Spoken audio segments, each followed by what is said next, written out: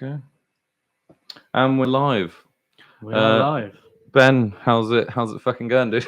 Doing all right, yeah. Nice to see you, man. And you, not like we haven't seen each other already for like past 2.5 hours. Yeah, already. I know. Yeah, helping sorting out all of this. I really appreciate it, man. Thank you so much. No worries. A lot of the good, much better audio quality that we're going to be experiencing here right now Hopefully so, yeah. is due to this the handiwork of this wonderful gentleman in front of me. If you haven't seen before, everyone, on the previous pod, it was Mr. Benjamin Berry and his wonderful mind and machinations he's bringing forward. So absolute pleasure, sir. It's an honor. It is an honor. Oh, good lord. So TikTok, yeah. I was something I don't know. I always when I knew you many years ago, I saw you kind of getting into some form of streaming or video making kind of world. Yeah. What was it that was what was the pre TikTok video? What was it called again? Oh, the prerequisite to it. It was Twitch streaming, wasn't it? Twitch, Yeah. that was it. Yeah, good lord. Yeah, were you on Twitch? I was on for a while, yeah.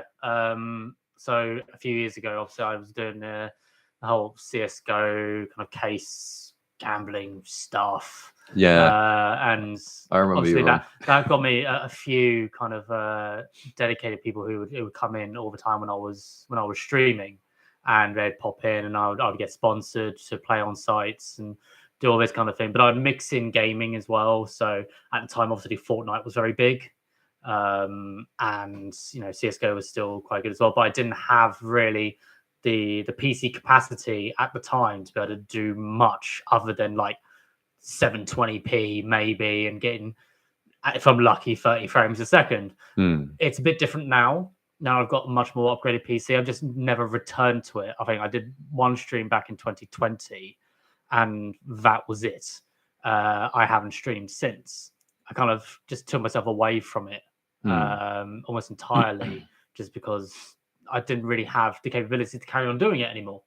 But I've always tried to find ways of, interacting with social media, even though I don't like it that much.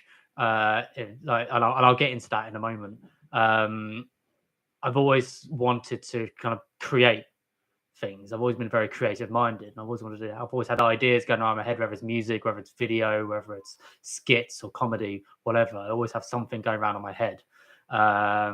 And I did have some time on Vine as well, when Vine was the big thing, the whole 6-second video thing. I did a few bits on there. Yeah, but I never really got into TikTok until very recently, this year. So I thought, you know what, throw caution to the wind. I'm just going to make fun of myself because that's what I'm good at. And just carry it on from there, and started doing videos on TikTok. My third video ended up going like super global or super viral, ended up getting nearly 1 million views. So it's on about 950,000 views at the moment.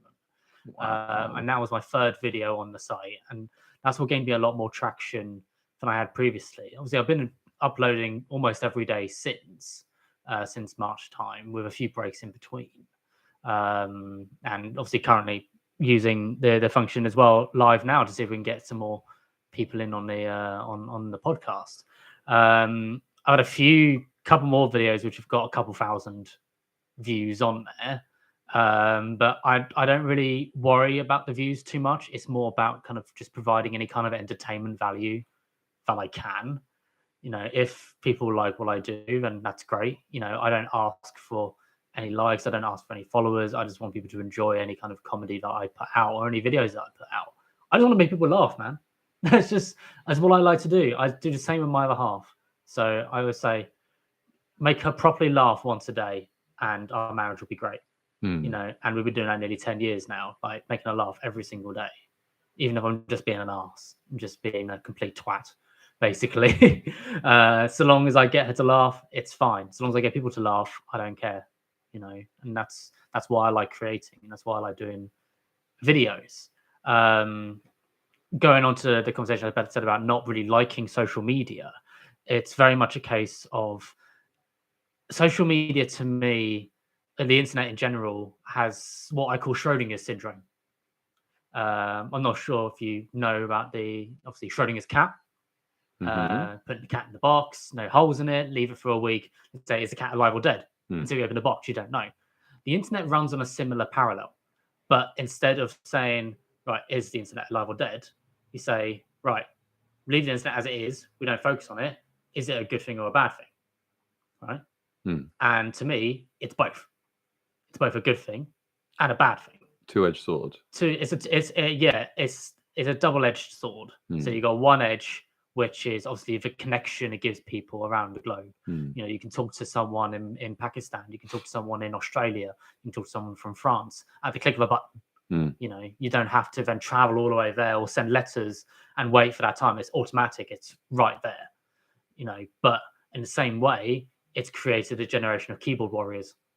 It's created I'm behind a screen. There's nothing you can do to me, so I'm going to say what I want. You know, and it created trolls. Yeah, and you had them to a degree without the internet. So kind of like the closeness, the creation of so much potential closeness has also created so much potential distance. Yes, between us. Yeah, exactly. Well. So not only has it brought us closer together, it's also distanced ourselves in terms of our behavior.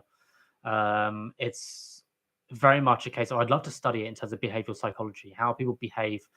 I'm sure you could probably find endless research papers and like surmounting. Putting five people without the internet for a week together and putting 5 people who only have the internet to communicate and seeing how much of a difference it makes in terms of your connection with those people.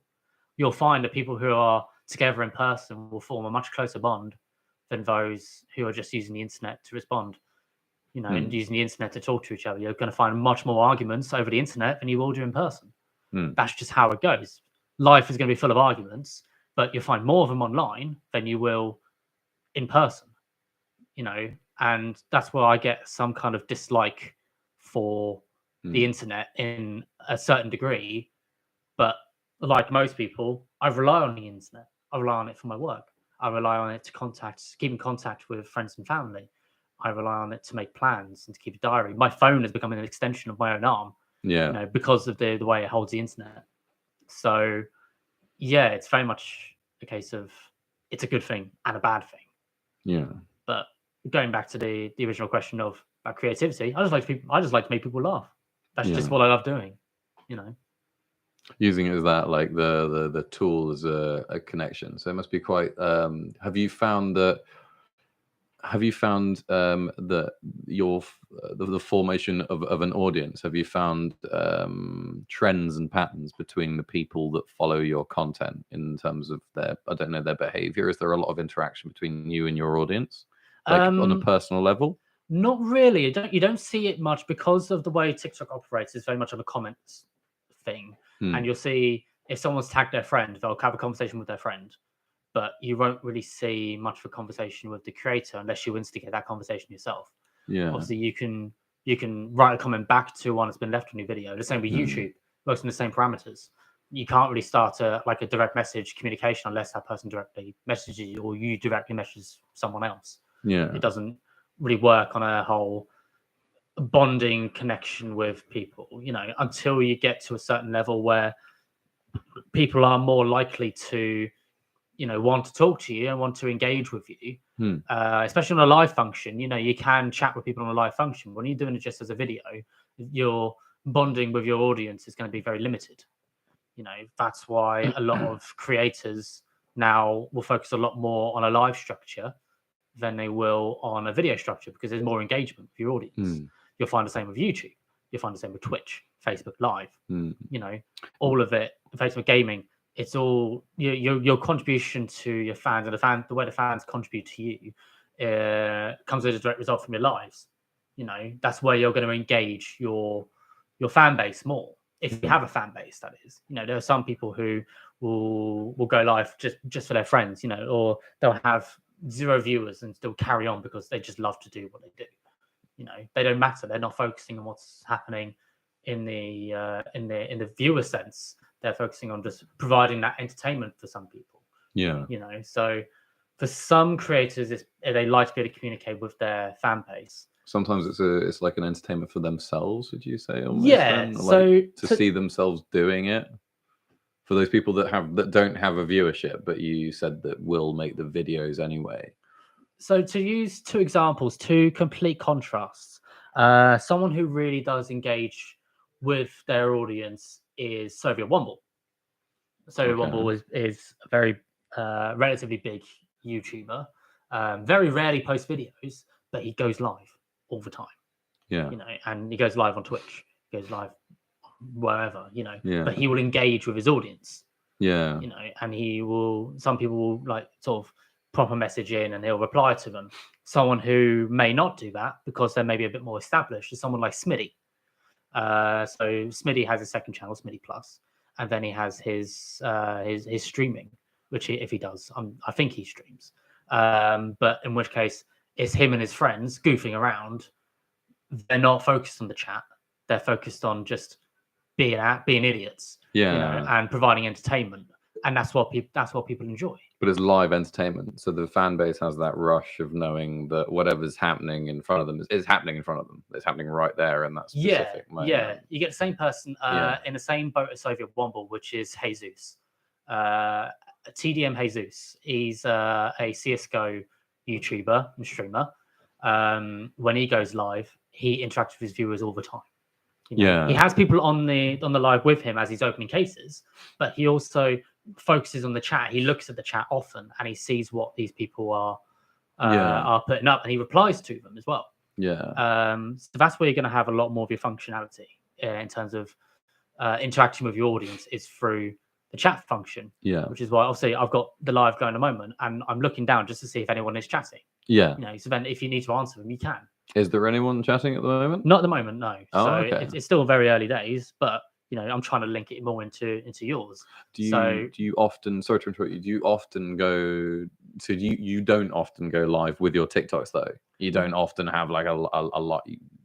No, I don't often find time. You do a pre-recorded video. Yeah. That you edit and you look after it and you kind of nurture it and then you just kind of let it go. Yeah. So how much thought do you put into them, or do you just is it how long can it take you to on an average to do a video? It's usually spur of the moment.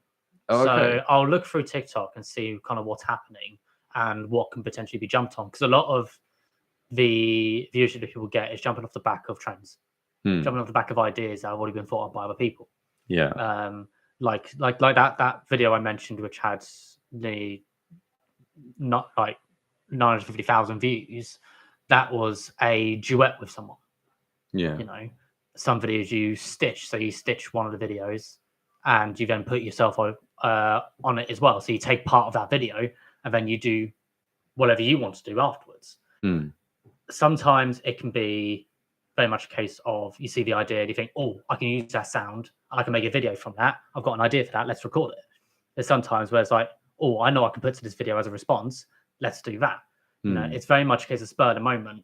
For a lot of people, they will just record what comes into their brain at that time.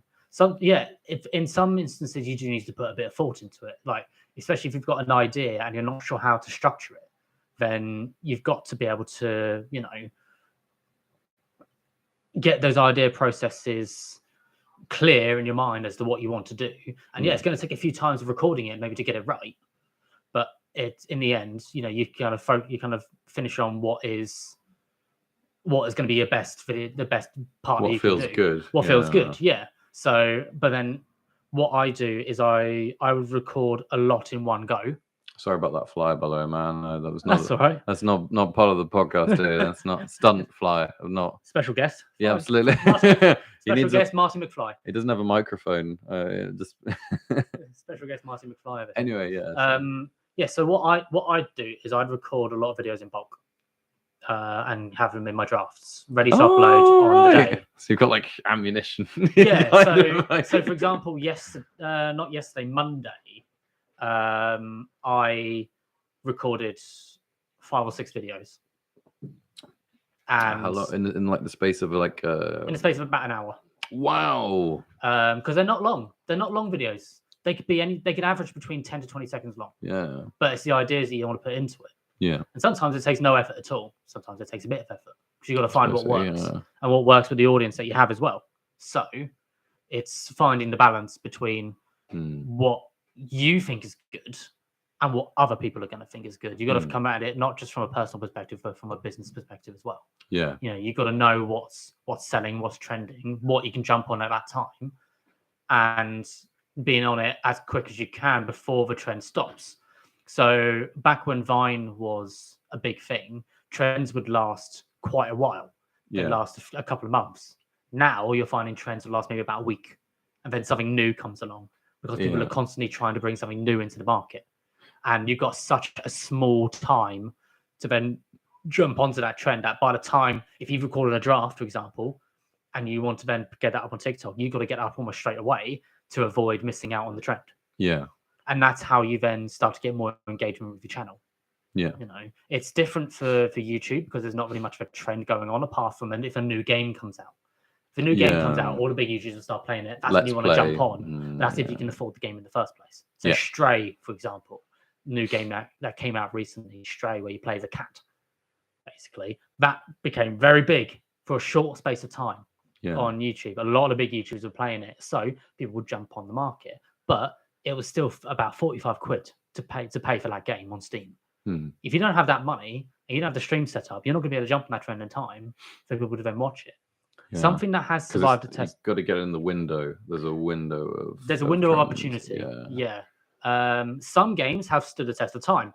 Skyrim, Grand Theft Auto 5. Yeah. You know, both games have stood the test of time. You can stream them, whatever, you'll still get some kind of audience there because people still watch Skyrim. They still watch Grand Theft Auto. You know, especially with all the different mods you can put in. I was just about to. I'm glad you brought that up because that's something that I've been wanting to talk about for a long time. Is the potential that is behind games is so incredible. And those are, you literally highlighted for me what I see as, and I don't know. I'm not any form of authority in terms of gaming, but I've done it for a long time. I follow a lot of it. I still game loads now, a bit more retro, but I also play, plenty of contemporary things. Yeah. But that is something that I've noticed that is incredible, is that those two games seem to, in simpatico, have so much of the modding market, whereas you have, and they're both at both ends of the spectrum. So you've got Grand Theft Auto, which seems to have more of a short fuse, so it will have all of its modders seem to produce a lot more kind of short fuse burnout mods where it's like, you can have, it's more skins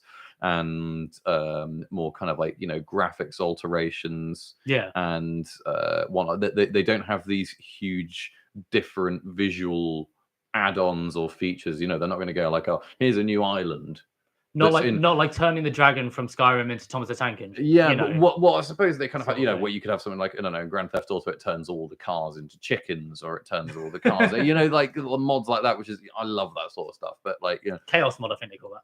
I don't know. I slightly boycotted Rockstar's games recently in terms of wanting to play them because they started giving the opportunity of paying for all of the credits online. So you could go, like, if you had 50 quid, you could buy 1,000 online credits and buy loads of advanced weaponry, and it would help you out in missions earlier. So in reality, the more money you have, the better you're going to do at the game. So as a result, I was like, I don't know. It's just for me, it's like a moral thing. I don't like that. I don't like the thought that if you've got more money, you're gonna fucking do better at that game than me. So I was like, fuck you. Like, I'm not going to play that, because I just used to love running through the woods tomahawking people. Yeah. Like in Red Dead 2. I loved it. That was one of my favorite things because it's so funny, because you're just running along with your my big purple cavalier hat on with a big feather out of it. Yeah. And all of a sudden you would just go and you just die, and like the screen goes and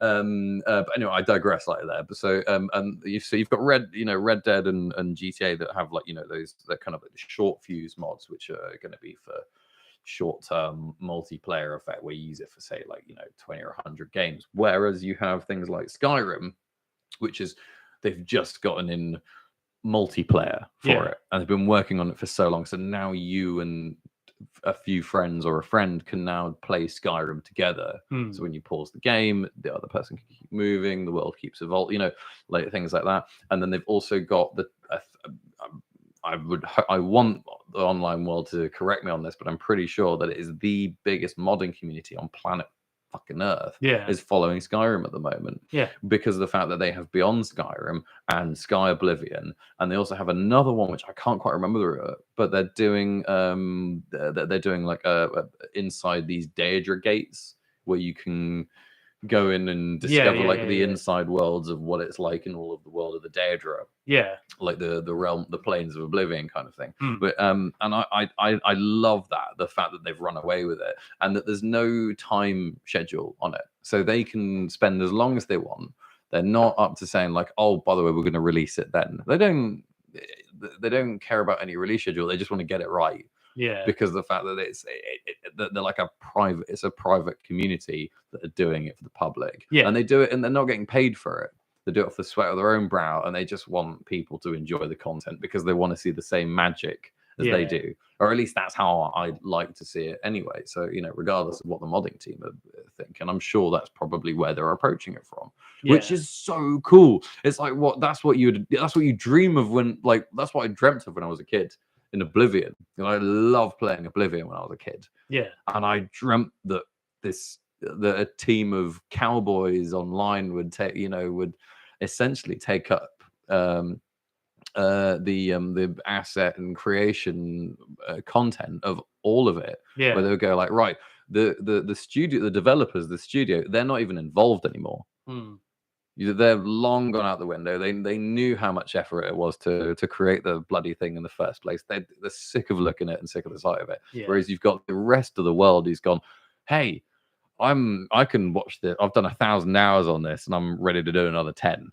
And I'm just going to do it just to create stuff on it. And oh my god, what they're doing with it at the moment! Have you seen some of the stuff for Sky Oblivion and Beyond Skyrim? Yeah, I have. Yeah. It's unreal. Like the thought and the care and the hours. Like they're making the whole of like Tamriel, the rest of the map. For it. I'm sure there's plenty of people probably that are going to listen to this that aren't going to have known anything I was banging on about for the past, few minutes. But they're looking to bring out the next version of Elder Scrolls, aren't they, in the next year or so? It's been they've had a bit of not a cancel. So basically, do you know? So Bethesda, if you're following at the moment, Bethesda are currently working on a game called Starfield, which they want to release end of this year or beginning of next year. Which most people in the general public who know their shit are apparently saying it's probably good. Starfield's probably going to come out in 2023. Yeah, which was when Elder Scrolls 6 was supposed to come out, which is 2023. So they're reckoning that realistically, I've heard from quite a few people that it's meant to be pushed to 2025, maybe 2027. Wouldn't surprise me. And I think honestly that's probably when we're going to actually see it, because it's not even in full production. It's still in pre-production at the moment. Elder Scrolls. It's almost like the Avatar movie when that was supposed to come out in 2014. Yeah, and it's now 2022, and they're only just bringing it out. Exactly. Yeah, and this is a long time before COVID or any form of anything else. But then you're looking at GTA 6 as well. That's going to come out somewhere soon. When we're old men, maybe they'll start post-production on it. Well, there's a guy on Reddit who's been working on GTA 6, and he's apparently been, quotation marks, leaking details about the new GTA, and whether you take that whether you take that as gospel or not is your own kind of prerogative. But in the same way, it's kind of one of those fucking fly. It's those kind of games, they build so much hype, and then you find when you actually play it, sometimes it doesn't actually live up to the hype that it's been given. I'm trying to think of a game that received a lot of hype but never lived up to the expectation. I'd say, for me personally, the game that a lot of people seem to love, but I don't seem to really get on with, is Bloodborne. Oh, okay. I don't know that one. It's a bit like Dark Souls. Okay, there's so many Dark Souls-y games out where you're a dude or you're a person with a big sword that runs around the wilderness fighting enormous things. Bloodborne, I couldn't get on with because it just seemed like a direct carbon copy of Dark Souls. Yeah. I'm just like, well, you've just released Dark Souls under another name. That's all this is. Diablo's another one that looks like kind of like that to me. Diablo's more of a top-down kind of game, though, isn't it? It was changing camera angles. I mean, like pretty much like the contents are very similar. Like I mean, like I always saw like what was it like black and white and also we're talking like pre-Steam and Blade as well. Though was it Blade was one of the, I can't remember, but there's loads of games though where you're a person with basically as a humongous sword running around the wilderness hunting after enormous creatures. Really, yeah. Like it's just I just couldn't get on with it. Like the games you're talking about, like black and white, you're talking like pre-Steam, pre-Epic games when PC games still came out on CD. Yeah. And you'd have to put the CD into your computer to play it, and you couldn't just download it. Yeah. Like Battle for Middle Earth, that when that first came out, that was all through CD. Mm. And you could only buy it on CD. Another game which was good, which came out like that, was Heroes of Might and Magic. I don't know if you remember that I've game. heard of it. They've released like 6 different versions of it. I remember Heroes of Might and Magic 3. When that first came out, that was like a pioneer of its time for the way it operated in the top-down mechanic. But since then, games have evolved, and you're still gonna find your top-down games, and they're still popular. Yeah. They're still quite popular games, like Diablo. Still very, very popular within the audience. Like I remember the backlash that Diablo had when they wanted to release a new version as a mobile-only game, and amount of backlash that got was unbelievable.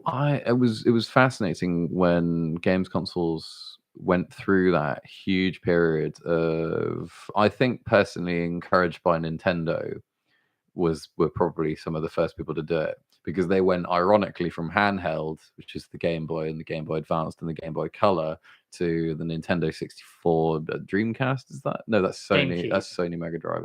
Well, yeah, but the GameCube. Wait, no, the Dreamcast is Nintendo, isn't it? Dreamcast was because it's still the it's its own Dreamcast thing. was its own thing. Oh right, okay. Nintendo had the Nintendo 64, and then they had the Nintendo GameCube, and then the Wii, then the Wii, then the Wii U, and now they've got the Switch. Switch, yes, absolutely. But then because you see though, they've gone back to handheld with the option of being on a television. That's because handheld was what got them their sales.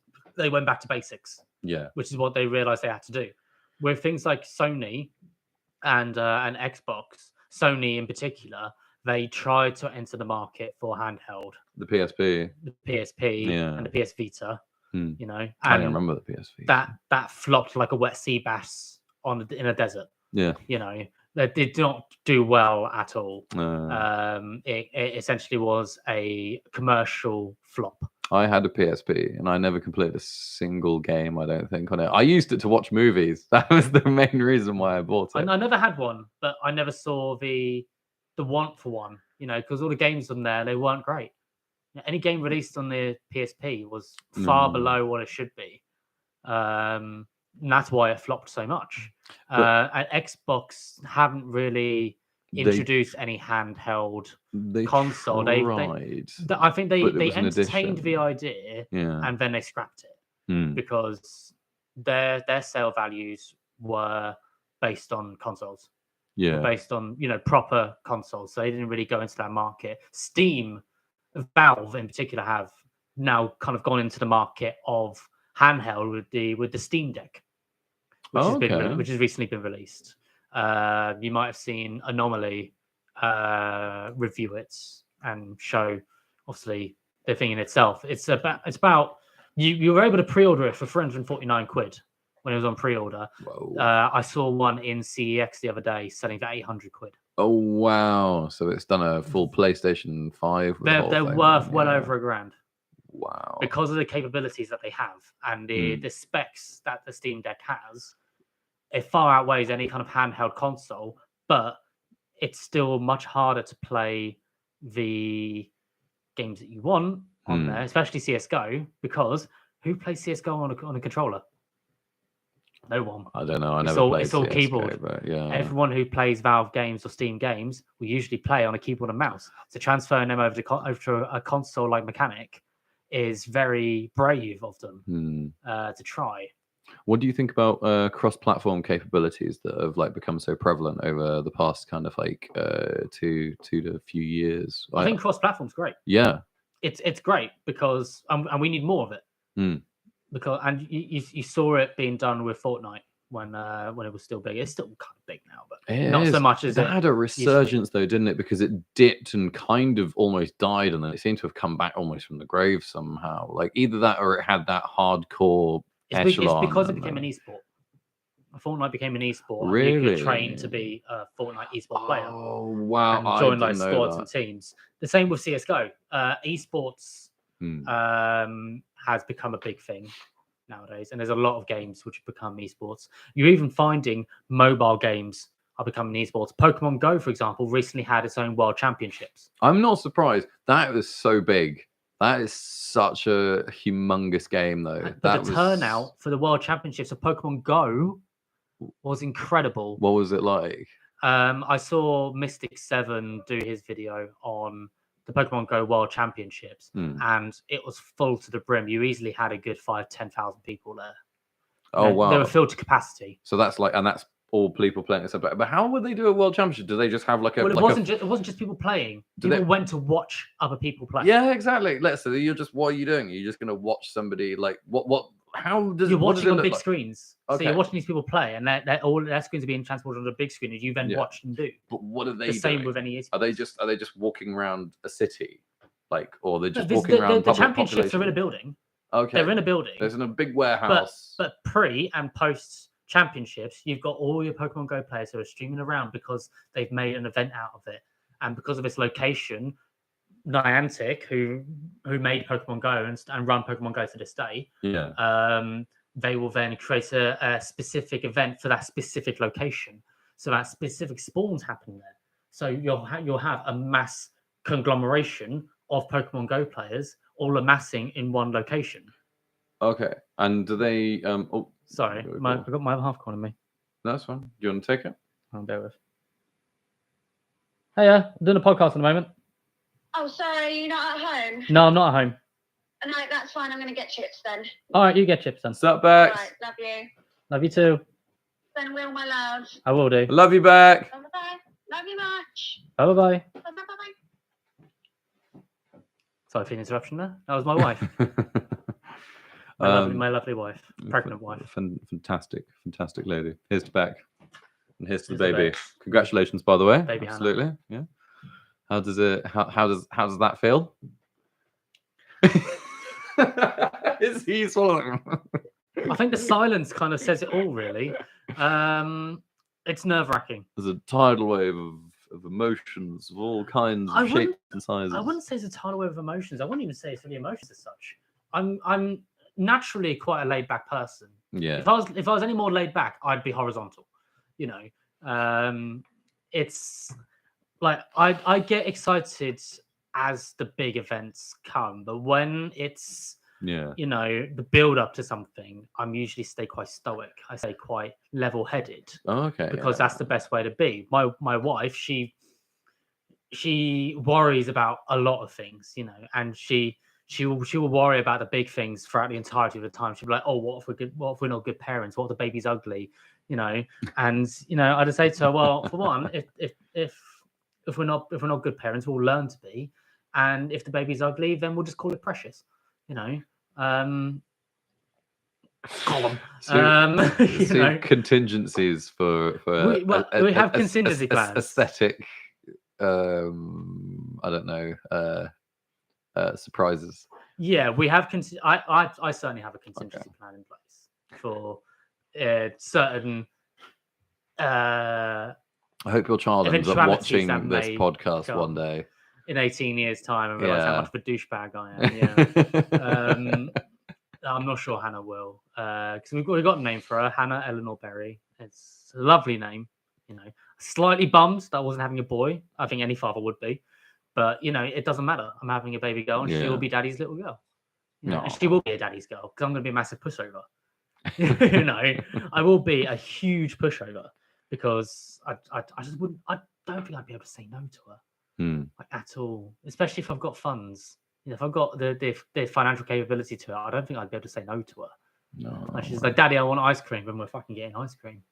You know, if my little girl wants to wear her princess outfit, and she gets scared because she doesn't want people to laugh at her for being Elsa, screw it. I will dress up as Anna. I will wear a princess outfit myself so she doesn't feel left out. I will go out in a dress and fucking rock it. You know, high heels and everything. I will be singing "Let It Go" at the top of my fucking lungs.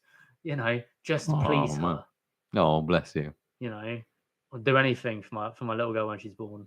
Oh, bless you, man. But yeah, I think it's certainly something I'm looking forward to, but at the same time, it's nerve-wracking in the same way, because you have those usual worries of, am I going to be a good parent? You know, am I going to be able to give this kid everything that I can? And especially in today's cost of living crisis and today's world, it's very much a case of you are going to worry about the next generation. You're going to worry about how they're going to live when they become adults, and that's something that I very it's much. a constant worry. You know, but you tend to live with it. You tend to you get your brain active, and you sort of think, well, you can only do what you can. You can't do anywhere above and beyond that for your child. You can only do the best. You can only give them the best that you can, and just try.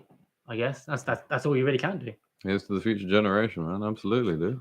Here's to the future generation. Let's hope they're not as fucked as we are. Yeah, I don't think we're that bad. Anyway. Pretty crazy. Scott. Hello. If I could say, just those worries of being a good parent makes you a good parent. Fair enough. I can agree with that. Yeah. Definitely. Thank you very much, Rachel. How you doing anyway?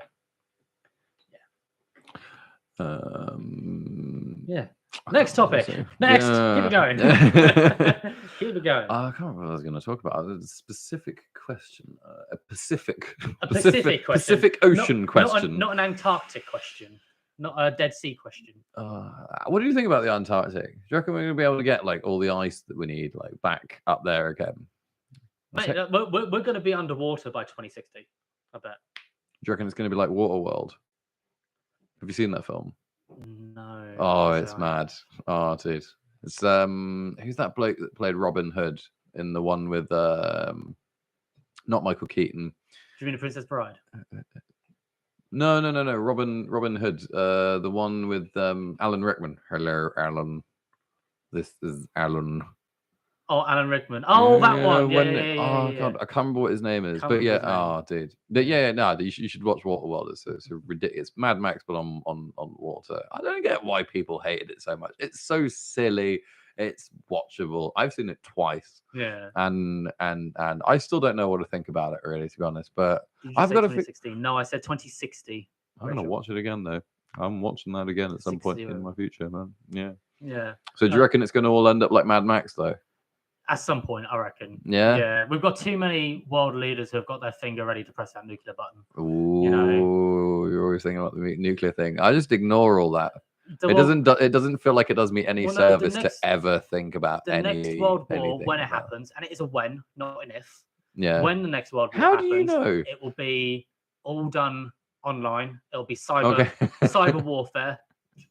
One country will hack another country, destroy someone else's currency, especially if they're using digital currency as well. Destroy that, and then that person will get pissed off, hit the button. All of a sudden, there's nukes flying everywhere. The irony, though, if we all end up using the euro or the dollar. No, I don't think. If everybody ends up using the same currency. Britain won't end up using the same currency unless we come into some kind of utopian atmosphere where there's a worldwide currency. But then we're already seeing that in the form of cryptocurrency, which is worldwide. Bitcoin, Ethereum, Litecoin. That's all global currency. That's not individual to one specific country. That's everywhere. Yeah. And you can buy in your own currency, but then but the problem with crypto is that it's not regulated. It's very volatile. It's not held accountable. If you make any losses, that's your own risk. You know. Can you see a country in the future adopting a cryptocurrency as its currency? Specifically, some places have. Yeah. Some places have. Kids bedtime. Love to you, your pal and the missus and brother. Thank you, Rachel. Have a good one. Yeah, no, I can. Crypto will only get bigger and bigger. That's the thing with things of it. It'll get bigger and bigger, and then it'll drop. The only problem will though is fall that somewhere. they keep creating the only way I can say it is that they keep creating new cryptocurrencies. So they have like because of the fact that there's the way that cryptocurrencies work, and this is how it was explained to me when I first found out about Bitcoin, is that I was taught that they have an algorithm that eventually will run out of possible numbers that are actually a probability. So eventually you're going to run out of like actual numbers that it can be. So there is a limitation on how many Bitcoin you can have in existence in total. That's because of the mining. There's only so much that you can have from the mining of the product. Yeah. And you'll find the same with most cryptocurrencies, but I think just because there's loads of them out there does not mean they're tradable. Yeah. You'll find a lot of them don't have a cap because they're not used as tradable, really for staking. They're used for earning yield. Yeah. Or probably black market moving as well. It's Yeah. probably quite a useful thing. The for ones them, you see with the most volatility are the ones that are tradable. So the ones that you can trade in for real-time currency. Other ones like forex markets, like XRM, like EBG, you'll find those are more for staking and investing in obtaining yield than the tradable. So, for example, Litecoin is tradable. So you can purchase things on a website with Litecoin, mainly gambling sites at the moment, but you can purchase things with Litecoin. Okay. There are other currencies where you can't. So you've got other currencies or other cryptocurrencies that are out there that you can buy into them, and you can sell out of them on a specific trading website. Yeah. But you can't use it to purchase stuff. So there's different levels of regulation and legitimacy behind all formats of I wouldn't currency. say there's an issue with legitimacy. I'd say it's more that you got different ones coming out that have different but what's that utilize different programs, and you can utilize them for different aspects. So 1 second. My problem with cryptocurrency as well would be, in terms of legitimacy, would be say, what if you knew all of what's to stop somebody, and I can definitely this is happening or happened, is that what's to stop somebody from who knows all the laws, boundaries, and the scientific machinations of what is required in terms of creating a cryptocurrency to build something in the way that they want it, so that they can manipulate it and I don't know, create say, like, a huge bubble. And how do we know that that's not happening already? And how do we know that there's not, like, say, multiple bubbles all around the world, which is what I personally think there is. I personally think there's going to be a worldwide recession soon, but I don't know what, and I think it's going to be down to multiple utilities all over the earth, not just necessarily one specific thing. And I think it's going to fail, not necessarily as a domino effect, but I think it's going to fail, say, maybe 1 year to the next. There's going to be one big problem 1 year, and then another huge problem the next year, and then another big problem. Well, Britain's already going to be entering a recession. There's no doubt about that. We're already entering a recession just because of the cost of things is too high. Inflation has gone up too much. You see the supermarket thing recently, didn't you? We need to balance it out. Yeah. So we are already going to be entering a recession. That's going to happen. There's no ifs or buts about it. That will happen. It's just a matter of how long can the government hold out before they then commit to, announcing that we are going into a recession. We've got nobody in charge at the moment. We've got no one in charge, and we've had the same government in charge for the last 12 years who keep on blaming the last government for their failings. But you know what? Who wants to be in charge? Who wants to be in charge? Why would you turn up and want to be in charge? But say you were don't everybody laugh at once, but say you're a moral and ethical person and you turn up in politics. That's wishful thinking. And you genuinely wanted to invoke positive change without using any twists or turns within the system that currently is in place. Say you wanted to turn up and actually do things for the better. What's that going to look like? That looks like the most difficult thing to do on the planet. In any country, it looks like almost insurmountably impossible to piss impossible to not piss somebody off if you want to do the right thing. Regardless of what you do, you're So going to let's save all the poor people, and you're like, all right, cool. Well, how are we gonna do it? Okay, let's have a look at what is actually defined as poor, and then you're like, okay, right. If you want to do that, you have to siphon funds away from something else, which then pisses off this load of people over here. And you can't just move the funds. You have to do all sorts of trade deals and I don't know, it's a nightmare. Regardless of what you do, why would anybody want to do it? That's my problem, is that why would anybody want to do regardless of what you do, you're going to piss someone off. Exactly. So no matter what avenue you're in. Yeah. But the people you don't want to piss off are the people who you're getting the money from, essentially. Yeah. That's why the Tories have managed to stay in power for so long, because they've ignored the pleas of the poor who aren't really, making those contributions to the Tory party, but they're cutting corporation tax again. They're raising inflation prices. And inflation is rising because of profits. Yeah. And where profits rise, inflation rises. It's not because of the pay. It's not because people have been paid too much. People have been paid too little. Year on year, people have essentially taken a pay cut. If they've not had a pay rise in a year, they've essentially taken a pay cut year on year. And that's happened for the past 5 years. I'm going to mention something now that is a bit on the more optimistic side, though, just to bring it away from party politics and politics in general. I see a lot more hope in humanity from the direction of the individuals in society. So there's a lot more hardworking people, especially the people that that I know of, that I'm aware of, and a lot of people I follow online in different varied avenues, in terms of, like, for example, things like restoration markets have fucking gotten a lot bigger. So taking something that's outdated and old and antiquated and actually turning it into something that's not only usable but is actually, does a very good job nowadays. And that's not just become fashionable, it's become profitable, and it's also become more kind of like it's become more sound as an actual way to do it. So you're like, oh, I've got this beat up piece of junk in my back garden, like an old Nissan Micra which is hidden under the trees. I'm just going to take it out, clean it out, because I know what I'm doing, because the person educated themselves and they applied themselves to it, and and because it was available on, say, YouTube or online, which is one of the things he was saying about information sharing.